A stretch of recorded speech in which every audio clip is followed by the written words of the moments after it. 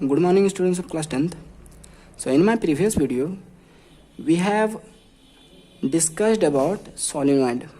So just take a brief look to the topics which we have covered in the last video. So जिस topic को हमने पिछले video में पढ़ा था वो सोलिनॉइड था. तो एट फर्स्ट हम देखते हैं कि व्हाट इज सोलिनॉइड. सोलिनॉइड क्या होता है. तो solenoid is a tight spring like structure which is made up of insulated copper wire. Solenoid एक टाइट स्प्रिंग लाइक स्ट्रक्चर होता है जो कि इंसुलेटेड कॉपर वायर से बना हुआ होता है. अगर हम सोलिनॉइड से होकर के करंट पास कराते हैं तो इसके अराउंड एक मैग्नेटिक फील्ड सेटअप होता है. अगर हम सोलिनॉइड से होकर के एक करंट फ्लो कराते हैं तो इसके अराउंड एक मैग्नेटिक फील्ड सेटअप होता है और वो मैग्नेटिक फील्ड एक बार मैग्नेट के मैग्नेटिक फील्ड से रिजेंबल करता है.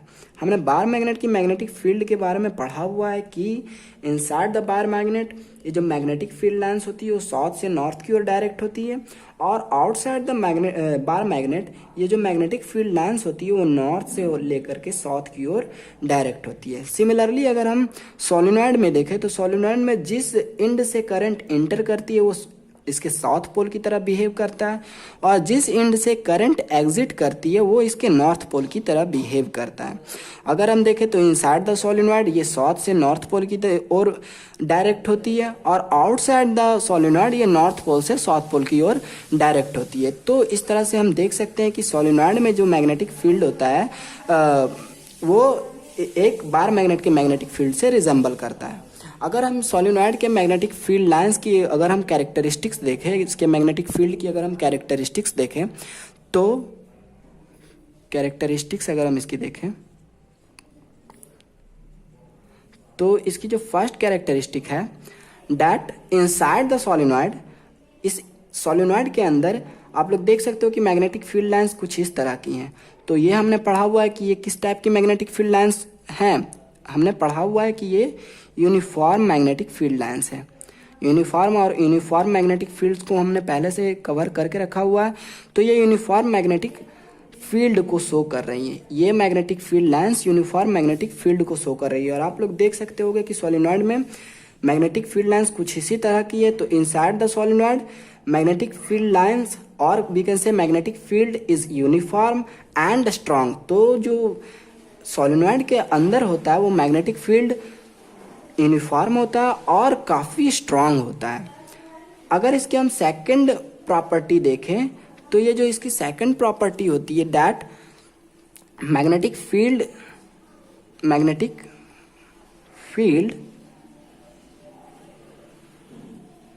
inside a solenoid decreases as we move towards the ends of the solenoid.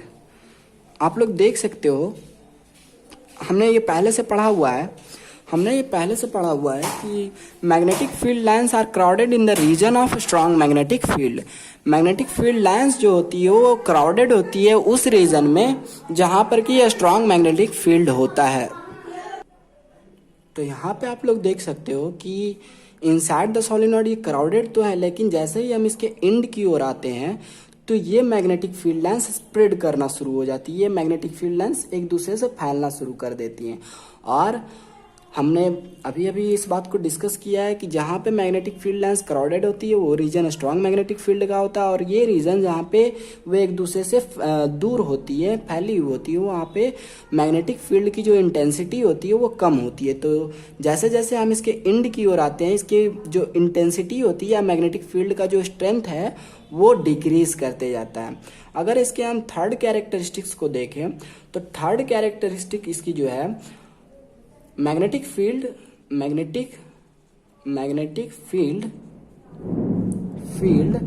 Outside the solenoid is non-uniform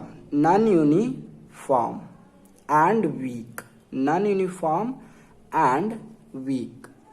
So जो मैग्नेटिक फील्ड होता है, इसके आउटसाइड जो मैग्नेटिक फील्ड होता है, आप लोग देख सकते हो कि यहाँ पे इसका डायरेक्शन ये है, यहाँ पे इसका डायरेक्शन ये है, तो डायरेक्शन इसका चेंज कर रहा है।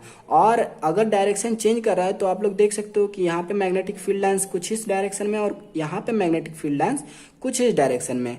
तो हमने पहले भी पढ़ा हुआ है कि ये किस टाइप के मैग्नेटिक फील्ड को शो कर रही है, तो ये नॉन यूनिफॉर्म मैग्नेटिक फील्ड को शो कर रही है।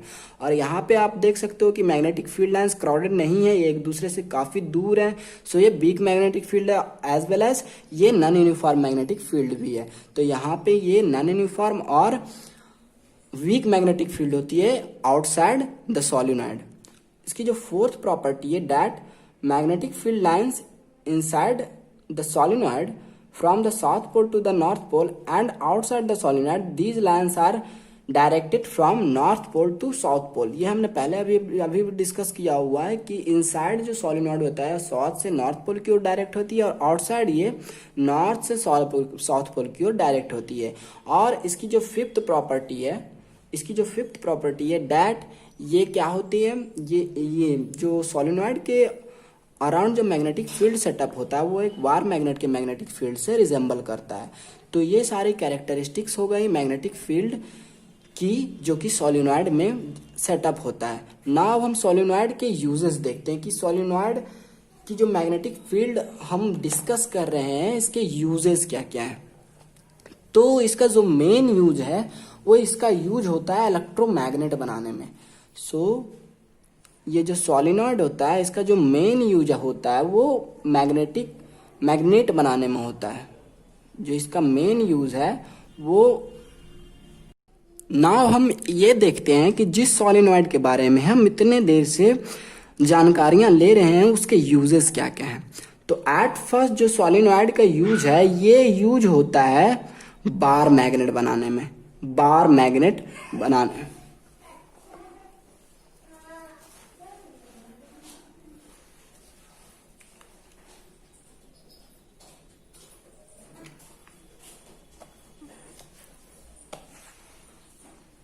नाउ हम ये देखते हैं कि जिस सोलिनॉइड के बारे में हम इतनी देर से जानकारियां ले रहे हैं उस सोलिनॉइड के क्या यूजेस हैं। तो सोलिनॉइड जो होता है वो मेनली यूज आता है इलेक्ट्रोमैग्नेट बनाने में।